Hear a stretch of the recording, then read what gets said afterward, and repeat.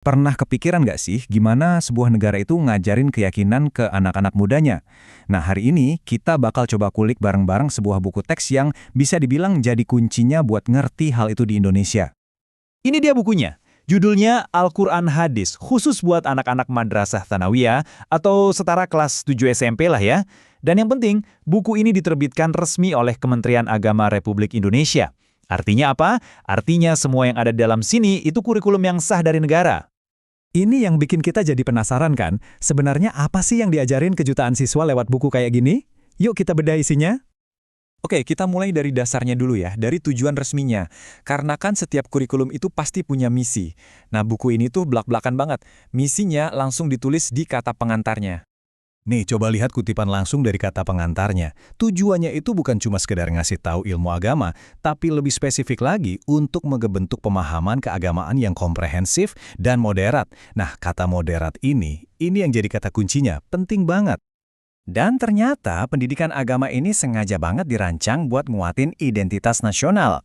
Jadi di buku ini ditekankan kalau pemahaman Islam itu harus nyambung, harus sejalan sama Pancasila, UUD 1945, dan tentu saja semangat Bhinneka Tunggal Ika.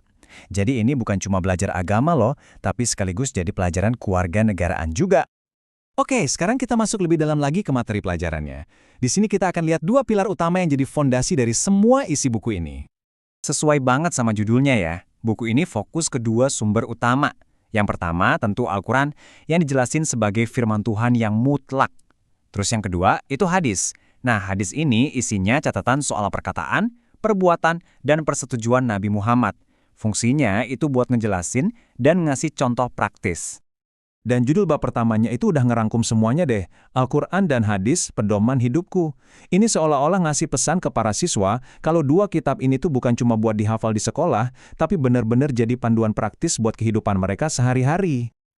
Oke, pertanyaannya sekarang, gimana caranya buku ini nerjemahin teks-teks yang umurnya udah ratusan tahun ini jadi pelajaran etika yang relevan buat anak umur 13 tahun? Nah, disinilah metode ngajarnya jadi menarik banget buat kita lihat. Caranya itu sistematis banget. Jadi, setiap bab itu ngambil satu nilai moral, misalnya soal kedermawanan, sabar, atau syukur, terus langsung dihubungin ke ayat Al-Quran atau hadis spesifik yang ngebahas topik itu.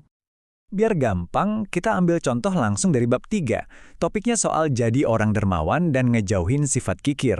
Nah, pelajaran ini nggak diajarin ngawang-ngawang gitu aja, tapi langsung didasarin sama surah Al-Lail di Al-Quran, yang ngebandingin dengan jelas banget antara pahala buat orang yang suka memberi sama akibat buat orang yang pelit. Pola kayak gini tuh terus berlanjut di sepanjang buku. Contohnya nih, bab 2 pakai alam semesta buat ngajarin soal kekuasaan Tuhan.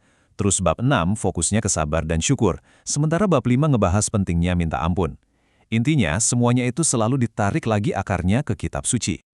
Tapi ternyata kurikulum ini nggak berhenti di pemahaman arti doang loh. Ada satu sisi lain yang sama pentingnya, yaitu soal gimana cara Al-Quran itu dibaca dan dilantunkan. Nah, disinilah konsep yang namanya tajwid itu masuk. Gampangnya, tajwid itu adalah aturan main soal gimana cara ngucapin setiap huruf dan kata di Al-Quran dengan benar. Tujuannya, biar bacaannya itu bisa seindah dan seakurat mungkin, persis seperti yang diajarin di bab 4. Supaya aturannya lebih gampang dimengerti, buku ini juga ngasih panduan transliterasi atau cara nulis huruf Arab pakai huruf Latin. Contohnya, huruf Arab Shin ditulisnya jadi she, huruf Kho jadi Kha, dan huruf Ain jadi tanda petik 1. Ini ngebantu banget biar siswa bisa ngerti bedanya bunyi-bunyi yang mungkin nggak ada di bahasa Indonesia. Jadi, setelah belajar semua ini, sebenarnya profil siswa ideal yang mau dibentuk sama kurikulum ini tuh kayak gimana sih? Yuk, kita lihat lagi gambaran besarnya. Jadi, semua kurikulum ini diukur puncaknya pakai kerangka yang disebut kompetensi inti. Anggap aja ini 4 pilar yang jadi tolok ukur suksesnya pendidikan ini. Dan ini lebih dari sekedar hafal-hafalan fakta ya.